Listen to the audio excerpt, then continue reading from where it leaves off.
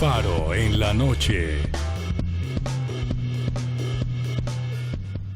Hola queridos amigos, queridos cristovidentes, estamos aquí en la sede de la Universidad San Buenaventura, en Cali, y en este contexto del EPA, del Encuentro de Pastoral Afrodescendiente, pues estamos grabando una serie de faros en la noche y creo que este va a ser muy interesante también porque estamos precisamente con el padre Efraín de León, que es de Panamá, es el encargado en la Conferencia Episcopal panameña de todo lo que es la pastoral afro. Padre Efraín, muchas gracias por estar con nosotros. Gracias a ti por invitarme a esta entrevista, hombre.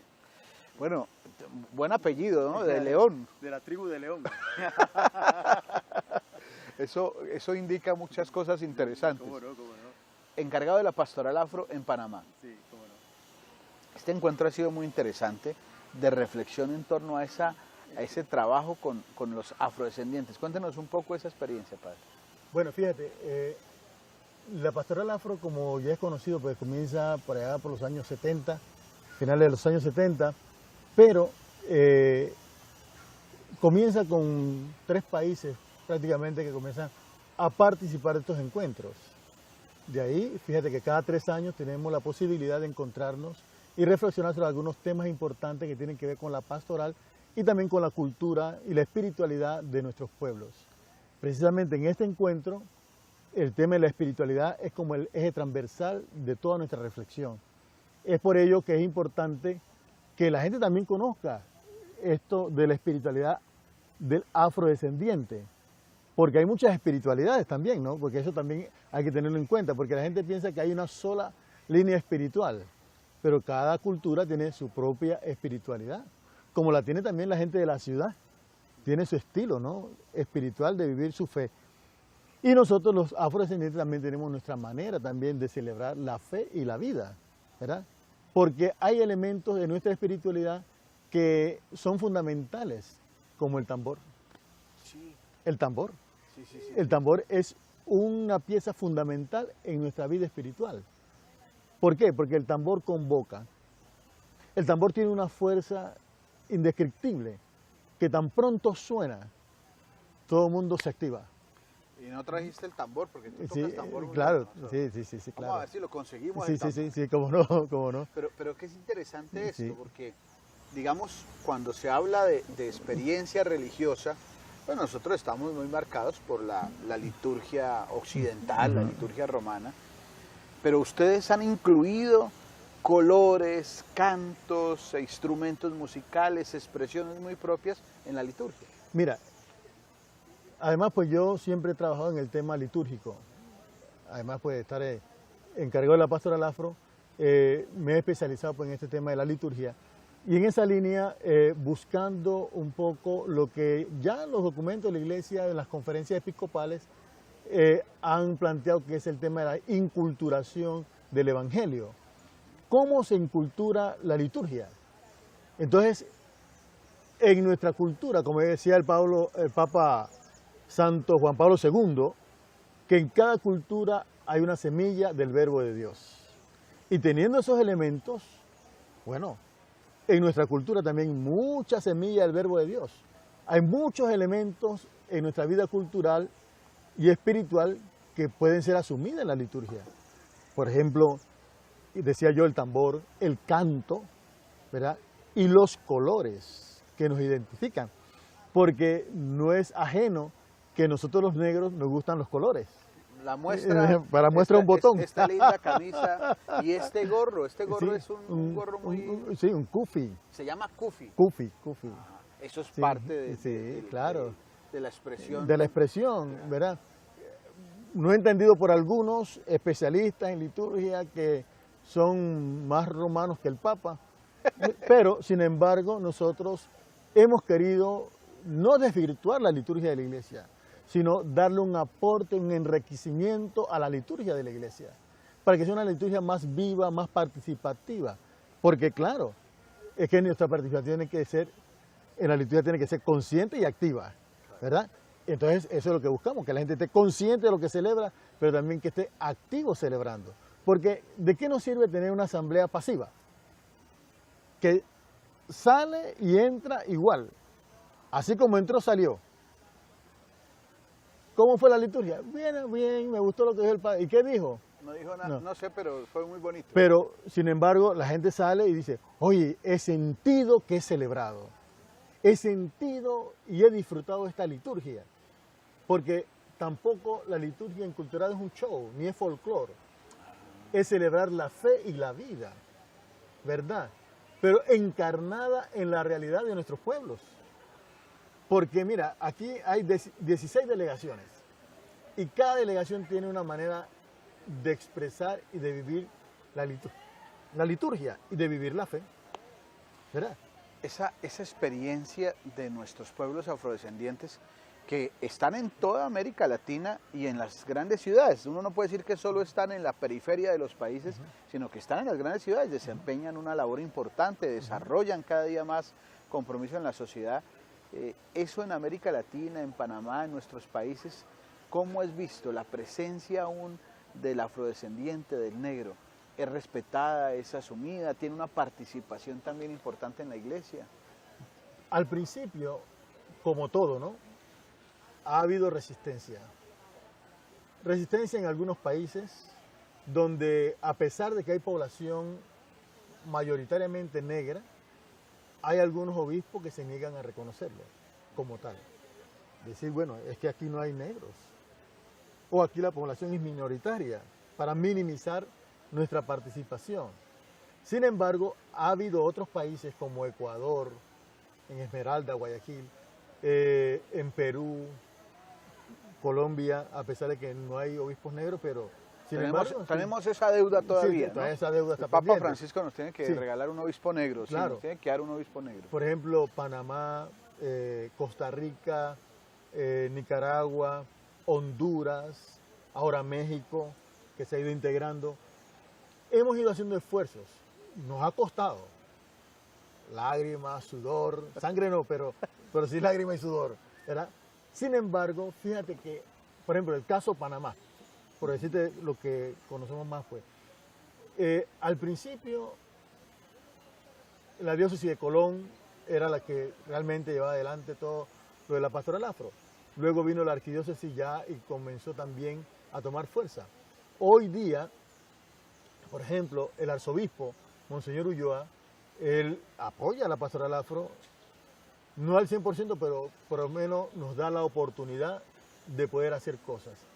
Hace poco hubo un congreso donde vinieron delegados de muchos países para ver lo de la JMJ y Monseñor Ulloa nos pidió que él quería que la misa de clausura fuera inculturada, Ah, qué bien. que la pastoral afro se encargara de organizar todo, porque él quería mostrar al mundo lo que hay en Panamá. Igualmente, un grupo de periodistas jóvenes que fueron a Panamá también para un congreso, Monseñor Ulloa también pidió que a ellos también la misa de clausura, la pastoral afro se encargara de organizar toda la liturgia para clausurar este evento. Eso significa que en ese sentido ya la iglesia está tomando conciencia para seguir adelante con este proyecto, que es un proyecto de Dios, no es un proyecto nuestro, no es una cosa que nosotros la inventamos, es un querer de la iglesia que están en los documentos de la iglesia. Padre, algunos rasgos importantes de la espiritualidad afro que, digamos, uno diría, no, solo de ustedes. No, no, puede ser muy útil también para todos aquellos que están en búsqueda de Dios. Mira, si hay una cosa que nos ha caracterizado a nosotros, es la fraternidad. Nosotros somos gente muy fraterna. La alegría de compartir, aunque sea en las tristezas. Porque fíjate, cuando se muere alguien, hay un gesto de solidaridad muy fuerte. Porque esos elementos son importantes dentro de nuestra espiritualidad. Solidaridad, fraternidad, la alegría, ¿verdad? Y sobre todo el sentido de familia. Porque para el afro, la familia no es una familia reducida. La familia es amplia. Ah, interesante. Tan amplia es, por ejemplo, yo vengo de una familia muy grande. Somos 11 hermanos. Que eso es muy Es importante. muy importante. Los afro tienen la tendencia, o eso, no son una familia de uno o dos, sino No. son hartos. Y no solamente los hijos de la familia, sino los primos, los hijos de los primos, los sobrinos. Es decir, que la familia se va ampliando. Yo recuerdo que mi mamá nunca cocinaba poquita comida, porque ella siempre estaba pensando que alguien iba a venir Alguien y va a había que brindarle. O sea, no somos gente que vivimos limitando las cosas, sino que estamos siempre dispuestos a compartir lo poco que tenemos con la gente de la comunidad. Entonces, son cosas que no hemos querido que se pierdan, ¿verdad? Y todo eso hace parte también de nuestra espiritualidad. y le aportaría mucho al mundo de hoy, que es un mundo de poca familia, Sí. de recursos donde esto no se puede gastar, y es decir, de economizar mucho y que si llega algún familiar, ay, Claro. ya viene a recostarse en nosotros. Un poco esa mentalidad como maluca que muchas veces Sí, no... y mira, y una lucha, por ejemplo, contra el individualismo, que nos está matando a nosotros. El individualismo nos está matando a la sociedad y al mundo. ¿Por qué? Porque cada quien está luchando por lo suyo. Cuando es posible, juntos hacer más. Hay una palabra muy africana que es arambé. Arambé. Arambé, es decir, haciendo juntos. Haciendo juntos. Es decir, que soy porque somos. ¿Me explico? Soy porque somos. Soy porque soy miembro de una comunidad. Soy porque soy miembro de una fraternidad. No soy solo, soy con otros. Entonces, eso es importante, ¿verdad? Ese sentido amplio pues, de ser comunidad. Porque el individualismo, ¿qué hace? Yo y mis circunstancias, nada más. ¿Verdad? Yo y mis cosas. Pero cuando aquí estamos diciendo, yo soy porque somos, o sea, no soy solo, somos muchos. Somos muchos. Y eso es bien importante y eso es lo que hace también que nuestra comunidad también sea fuerte. Y hemos resistido por eso. Porque si no estuviéramos juntos, quizás no hubiéramos resistido todo lo que nos ha tocado vivir a lo largo de toda la historia, desde la colonia hasta aquí. Es cierto.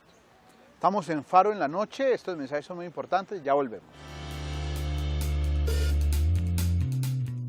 Era una enseñanza silenciosa de que hay que compartir con el que no tiene, de que hay que ser solidario también cuando alguien estaba enfermo. Los vecinos se apoyaban entre ellos, apoyando y cuidando al enfermo, o llevándole algo al enfermo para ayudarlo. Es decir, que cuando alguien no tenía un techo, se le daba albergue.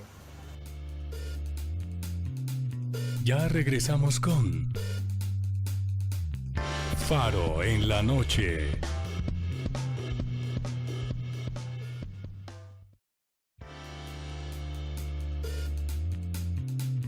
Continuamos con Faro en la noche. Continuamos este interesante diálogo con el padre Efraín de León, encargado de la pastoral afro de la Conferencia Episcopal Panameña. Tú nos decías que hay unos rasgos muy importantes de la espiritualidad. Vimos uno que era muy importante, la fraternidad, que además es constitutivo de la vida cristiana, es fundamental. Acerquémonos a otros rasgos. Mira, yo creo que un rasgo fundamental y que lo hemos vivido pues, a lo largo de la historia, yo de niño he conocido, por ejemplo, el tema de la solidaridad que te comentaba, pero ¿en qué sentido? Fíjate, la experiencia de mi pueblo, yo nací en un pueblo que fue un palenque de negros libertos, negros que se escaparon y fundaron ese pueblo. Allí todo es de todo, o sea, lo compartimos todos. Yo recuerdo de niño, mi mamá siempre cocinaba y salía y repartía a sus vecinos. Ah, qué bonito. Y algunos vecinos que ella sabía que no tenían para comer. Entonces ella cocinaba bastante comida y salía al mediodía, por ejemplo, a llevar comida. Y siempre decía, mamá, pero ¿usted por qué hace eso? Cállese la boca. ¿Decía? Sí, pero ahora uno que está todo en este estudio y en esta investigación del tema afro, mira, era una enseñanza silenciosa de que hay que compartir con el que no tiene, de que hay que ser solidario también cuando alguien estaba enfermo. Los vecinos se apoyaban entre ellos, apoyando y cuidando al enfermo, o llevándole algo al enfermo para ayudarlo. Es decir, que cuando alguien no tenía un techo, se le daba albergue para que tuviera por un tiempo donde viviera hasta que se pudiera acomodar. Es decir, todas estas cosas son importantes en las que yo crecí ¿verdad?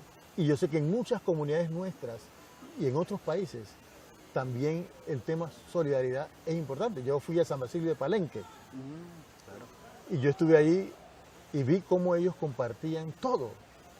Ahí nadie llama suya las cosas. Entonces, eso es interesante. Y yo me trasladé a mi casa, recordando a mi mamá cómo era con sus vecinos. Entonces, fíjate, como una cosa que viene ancestral, ¿no? Y que se ha ido transmitiendo de generación en generación. Pero también estamos luchando para que eso no se pierda.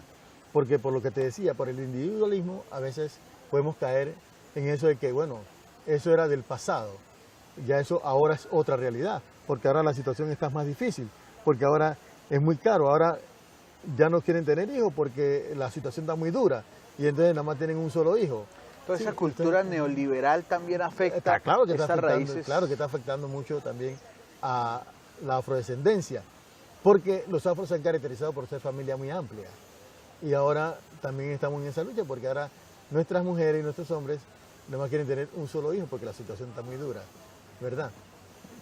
Y bueno, antes tampoco teníamos el poder adquisitivo como ahora. Claro. Y mis viejos criaron 11 muchachos. Imagínate, Y hoy, mi papá trabajaba, mi mamá no, mamá estaba en casa. y hoy es un problema uno ya. Hoy trabajan dos en casa y nada más quieren tener uno. Psicólogo, psiquiatra y ni todo. pueden manejar el peladito. Ni lo pueden manejar, ¿verdad?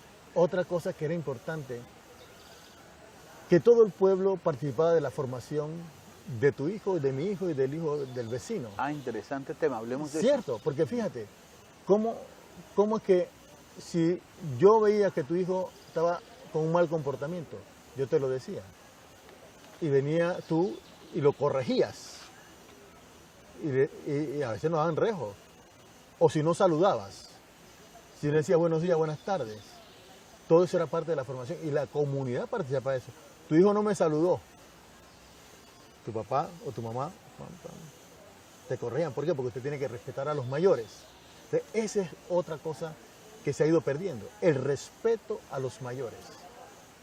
Padre, ese acento importante tanto de los ancianos como de la vida, la vida que no se aborta, digamos, sino que se respeta y se trae, es algo propio también de la cultura afrodescendiente. Claro, claro que sí, porque fíjate cómo nos educaron de tal manera que no había tanta delincuencia en el pueblo. No había delincuencia, ¿por qué?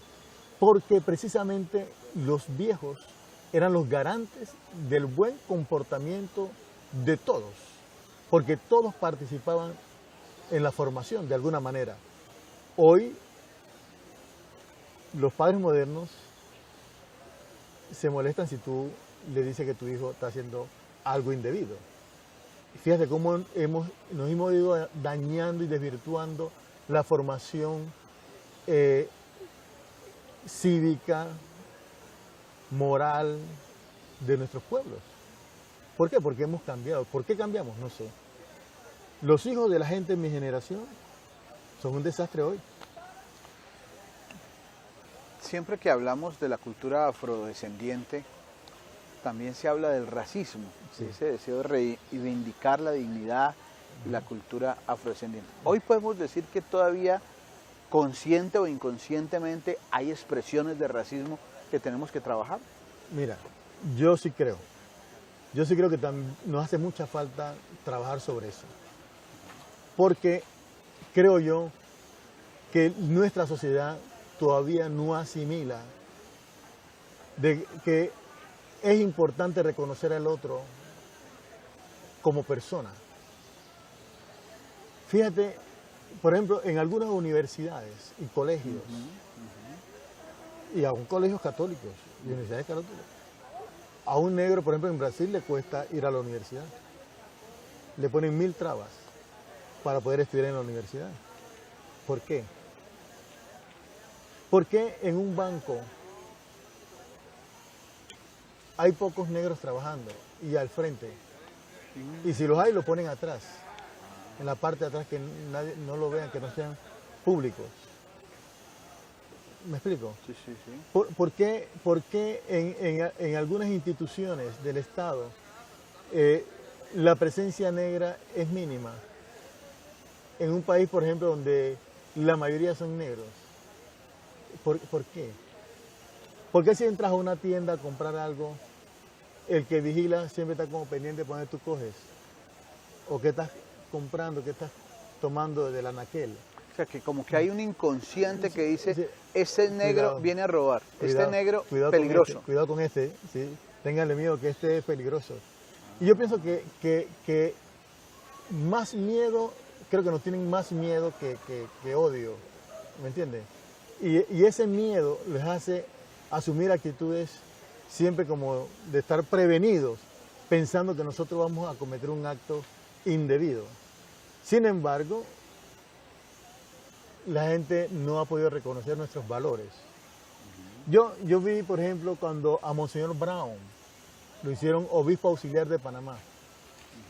Monseñor Brown, un hombre brillante, biblista, súper inteligente. Y dijo una señora que era parroquiana suya: Monseñor Brown es un hombre brillante, lástima que es negro. Oh, caramba. Para decirte, pues, mira hasta dónde la gente es capaz de hacer y decir cosas ofensivas, ¿verdad? ¿Qué tiene que ver la inteligencia con la negritud? Si somos seres humanos. Esto no es una cuestión de color, esto es una cuestión de ser humano. El color es pura casualidad. En eso tenemos que trabajar mucho. ¿Y qué pistas pastorales, sobre todo pues, los que ven el mundo con los ojos de Jesús y la sociedad hoy plural, tiene que reivindicar y acoger? Porque también estamos en una sociedad donde como que muchas veces pienso que la gente no es que quiera ser discriminatoria, pero sí como que no sabe ni reaccionar ni pensar, como Sí, que claro. no sabe qué decir. Mira, y como manera de broma, ¿no? Ajá. Algo que yo siempre digo, ¿no? ¿Cuál es el problema? Si además el negro combina con todo. Dime. Está bueno, ¿Sí está o no? bueno, sí. Sí, el negro combina con todo. Entonces, ¿cuál es el problema? Hasta las grandes damas se visten de negro de noche para ir a las fiestas. Es cierto. Sí. Entonces, yo no le... Pero igual, nosotros no le paramos bola a eso. Porque igual, tenemos que seguir caminando, aunque los perros ladren. O sea que la ignorancia es atrevida, ¿sí? Y la gente puede llegar a pensar muchas cosas diciendo pues que eso tiene que ver con el vudú, o que tiene que ver con el candomblé, o que tiene que ver con la santería cubana, o que tiene que ver con ritos animistas, con el yompi, qué sé yo, tantas cosas que hay. Sin embargo, la pastoral afro es una acción pastoral de la iglesia y responde a un querer de la iglesia. Ya el Papa Juan Pablo II lo había dicho, en Puebla lo insinuó y en Santo Domingo lo afirma y luego lo afirman los obispos en Aparecida. Ese interés de la iglesia de tener una atención especial por los indígenas y los afrodescendientes, yo creo que eso responde precisamente al querer de la iglesia. Si ni siquiera es una cosa que nos la inventamos nosotros, sino que nosotros estamos respondiendo a lo que la iglesia pide. Si la iglesia está pidiendo que el evangelio tiene que meterse en la cultura de los pueblos, para eso estamos nosotros, que somos los expertos en el tema de la cultura de los pueblos. Porque lastimosamente muchos agentes de pastoral le tienen miedo meterse al tema de la cultura de los pueblos. Es que si no nos metemos en la cultura de un pueblo, ¿cómo lo podemos evangelizar? ¿Cómo podemos entender su lenguaje? ¿Cómo podemos entender sus expresiones? Si ni siquiera los conocemos. O sea, tú no puedes hablar de lo que no conoces. ¿Cómo tú le puedes hablar de Dios a un pueblo que si ni siquiera tú conoces cómo piensa, cómo siente, cómo come, cómo celebra la vida? Entonces, ese es un gran problema que tenemos nosotros a nivel pastoral, con nuestros agentes pastorales. Yo le decía a los obispos el sábado en una reunión que tuvimos, tenemos que cambiar la manera de la formación en los seminarios. Porque un seminarista que ya sale sacerdote de un seminario, sin saber nada de la cultura de un pueblo o de los pueblos, ¿cómo puede evangelizar a un pueblo? Entonces va con su libro, lo impone, como en la colonia, con un sentido colonialista, ¿verdad? Conquistador, diciendo, bueno, aquí se hace lo que yo digo. Pero ¿por qué no escuchas primero al pueblo? ¿Por qué no escuchas primero al pueblo que siempre ha vivido ahí, que siempre ha celebrado ahí, que sabe cómo se come eso. Escúchalo y vas a aprender mucho. Te vas a enriquecer y lo vas a enriquecer a ellos después. Pero no llegues imponiendo tu libro, porque entonces, por el desconocimiento, esa ignorancia que tenemos muchas veces nosotros, los agentes de pastoral, como decía, esa ignorancia atrevida, lo que hacemos es dañarle la vida y hacerle la vida difícil a un pueblo que siempre ha celebrado, a su manera, pero ha celebrado. Pero ¿por qué no agarrar a ese pueblo e irlo mejorando? Hay cosas que, está bien, que podemos quitar, pero hay otras cosas que podemos potenciar, que podemos enriquecer en la cultura de nuestros pueblos. Y yo creo que eso es importante, pero no llegar imponiendo. Yo creo que ahí está el peligro. Y ha estado el peligro toda la vida y por eso que nuestra iglesia no está perdiendo muchos fieles, precisamente porque han ido encontrando allá lo que no han encontrado aquí en casa. Es cierto. Estos mensajes son muy importantes. Ya volvemos a Faro en la Noche.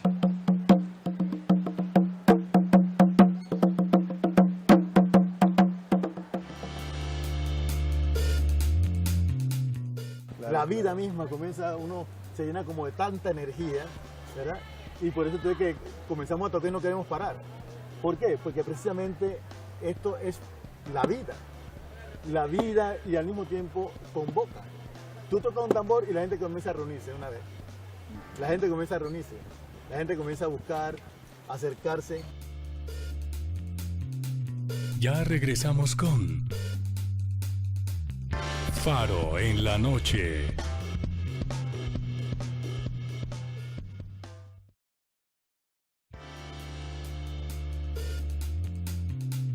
Continuamos con Faro en la Noche.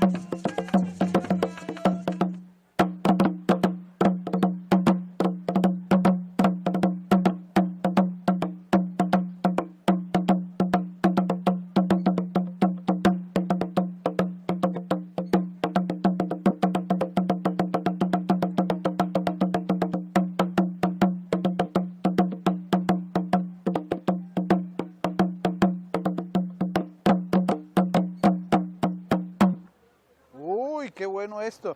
Bueno, experto en, además de locutor tamborista. Fíjate, este es un ritmo que se llama congo, propio de un sector de Panamá, en Portobelo, Colón. Ajá. Explico, pues con este ritmo, reunidos después de una brega muy dura, trabajando en el corte de caña, en las haciendas, los negros, en las noches se reunían para tocar. Y luego inventan un lenguaje que todos lo decían al revés para planificar su fuga. De ahí nace lo que llamamos el congo, el ritmo congo. ¿Ve? Al ritmo del tambor, también para liberar un poco la rabia esa de la impotencia frente al castigo del enemigo, se reunían para tocar el tambor y asimismo también preparar la libertad. Tú decías precisamente que para ustedes el tambor no solo es un elemento cultural, folclórico, sino también es de la espiritualidad. Claro, porque es la expresión de nuestra espiritualidad. Mira, cuando esto toca, claro, hermano, todo se eriza, todo se mueve, claro. Es una cosa que claro, no tiene explicación, ¿verdad?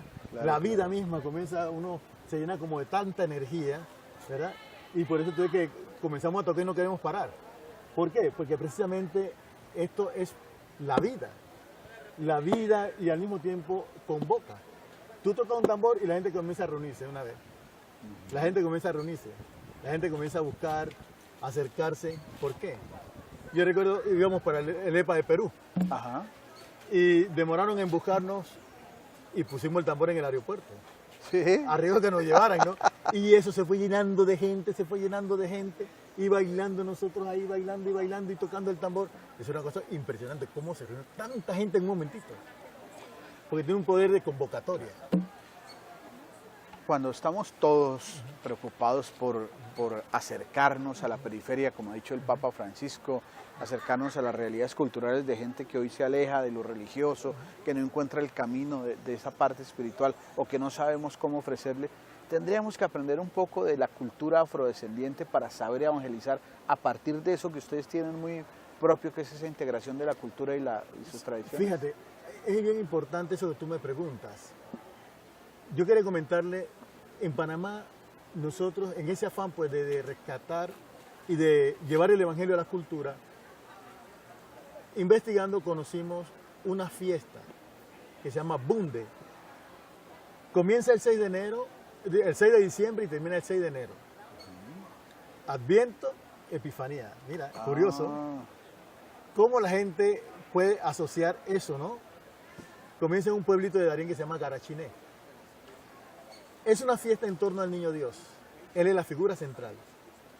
Entonces, el Niño Dios tiene unos padrinos que según la tradición tienen que ser casados, que son los que custodian al niño todo el año en su casa. Entonces, el bunde es cantar y danzar al Niño Dios. Cantas y danzas. Por ejemplo, se dice, Señor es quien hizo el mundo, Manuel Salvador. Como no se puede decir Emanuel el Salvador porque es difícil cantarlo así, se dice Manuel Salvador, pero Señor es quien hizo el mundo, Emanuel el Salvador. Es decir, es Él que hizo el mundo, ¿verdad? Por ejemplo, ¿dónde está la cosa buena? Aquí la tengo yo. ¿Quién es la cosa buena? Jesús. Sí. Aquí la tengo yo. Entonces la tienen en la mano, lo tienen danzando, ¿verdad? Entonces el danzador tiene al niño Jesús en la mano y dice, ¿dónde está la cosa buena? Aquí lo tengo yo. Interesante, ¿no? Y así, durante ese mes, se cantan también situaciones que han pasado en el pueblo. Y se saca un bunde. Por ejemplo, se te perdió un zapato. El cantalante se dio cuenta que a ti se te perdió el zapato y te saca un bunde. En la casa de no sé quién se perdió un zapato. Entonces comienzan a cantar y a meterle salsa a eso, ¿no? El cantalante es como Un improvisador. improvisa con una capacidad Cualquier impresionante. cosa. O sea, no hay una hoja escrita, no hay nada guiando al cantalante. Todo es memoria. Tan así es que hay una señora que ella no sabe leer ni escribir y ha compuesto cualquier cantidad de cantos. Y en tema religioso, pues también tienen esa capacidad para... Claro, por eso. Mira, se muere un compañero y ella hace una canción que se dice Déjalo ir. Pero una teología tan profunda sobre la muerte. ¿De dónde aprendió esa señora eso? ¿Cómo? ¿De dónde? Tanta letra tan profunda de la teología sobre la muerte. Entonces, son cosas que uno se pregunta, o sea, ¿cómo interviene Dios en esta historia? ¿Verdad? Esta es una historia de Dios, no una historia que la hemos inventado. ¿Verdad? Entonces, de la misma manera, pues, fíjate esta asociación, ¿no? Adviento, Navidad, Epifanía. El ciclo de Navidad. Celebrado, cantado de esta manera. Entonces, ¿qué hemos hecho nosotros?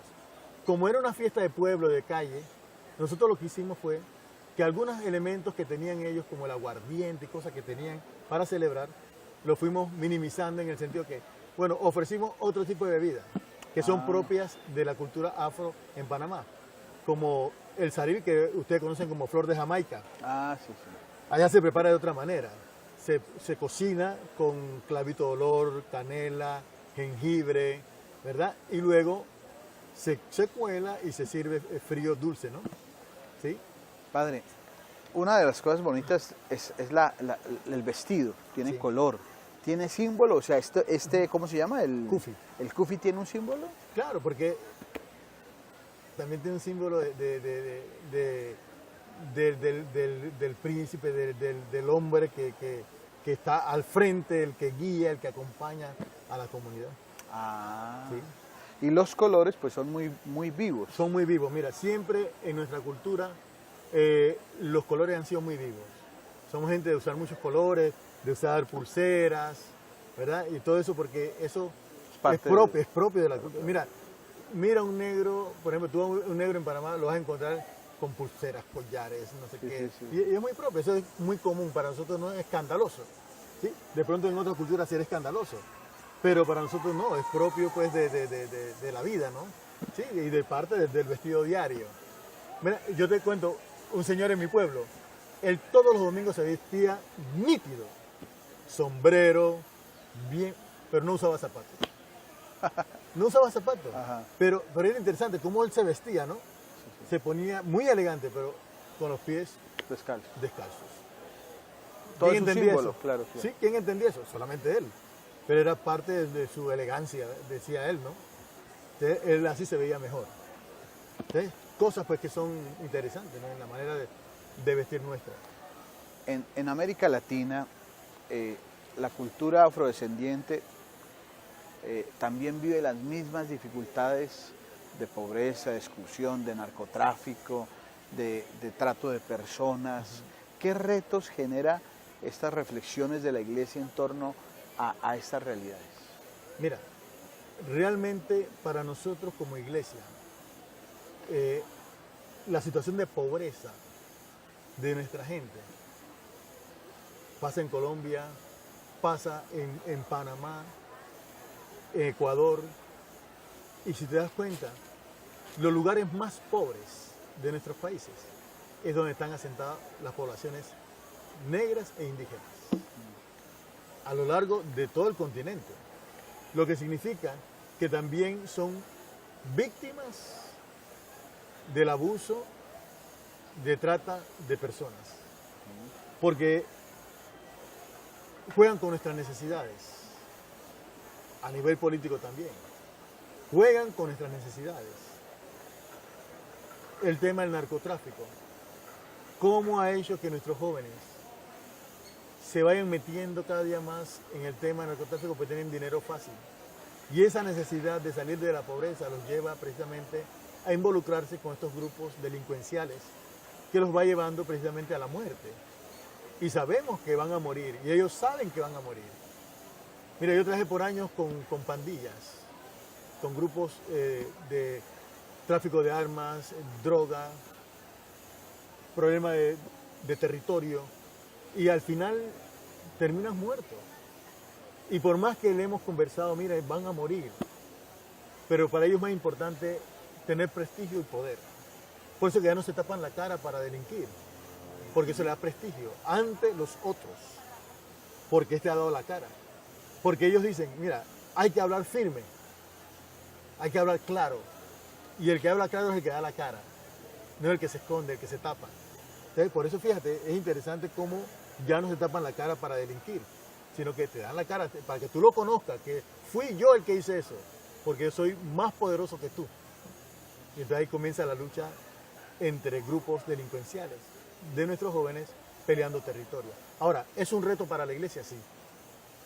Y por eso tenemos que potenciar, por ejemplo, el tema de la pastoral juvenil, pero no una pastoral juvenil donde queremos que los jóvenes estén rezando rosario, sino una pastoral juvenil que esté orientada hacia la autogestión, de que sean protagonistas de su propia historia. Mira, ahora con esto de la JMJ para los jóvenes de mi parroquia, por ejemplo, ellos decidieron fabricar las banderas de la JMJ. Todos los días a mano pintan las banderas. Oh, qué bien. Ve, interesante. Entonces, ahora todo el mundo quiere tener esa bandera, porque no es lo mismo una serigrafía que tener una bandera pintada a mano. A mano.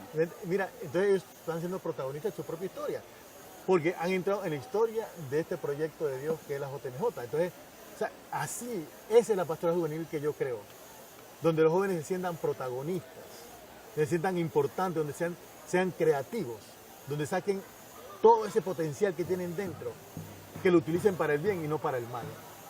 Pero si vamos a hacer una pastoral juvenil que solamente esté pensando en que los jóvenes tienen que estar sentados en una reunión, simplemente escuchando y rezando y no actuando en la comunidad, entonces no sirve.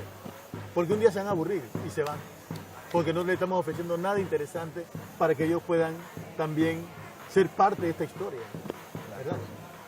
Padre Efraín, muchas gracias por estar con nosotros en Cristovisión, ¿Cómo no? con el sonido de los tambores que nos acompaña y que nos hace el cierre de este programa. Te agradecemos. Sabes que el canal Cristovisión es tu casa. Gracias. Y también en Panamá la orden siempre para todos. Lo Gracias. esperamos en la JMJ. Ah, sí, Sí, claro. esperamos. Es en enero del otro año. En ¿no? enero, 22 de enero 22 de enero. de Correcto. 2019 lo esperamos. Esa es su casa. Panamá los espera con los brazos abiertos. A ustedes gracias por ver el mundo con los ojos de Jesús.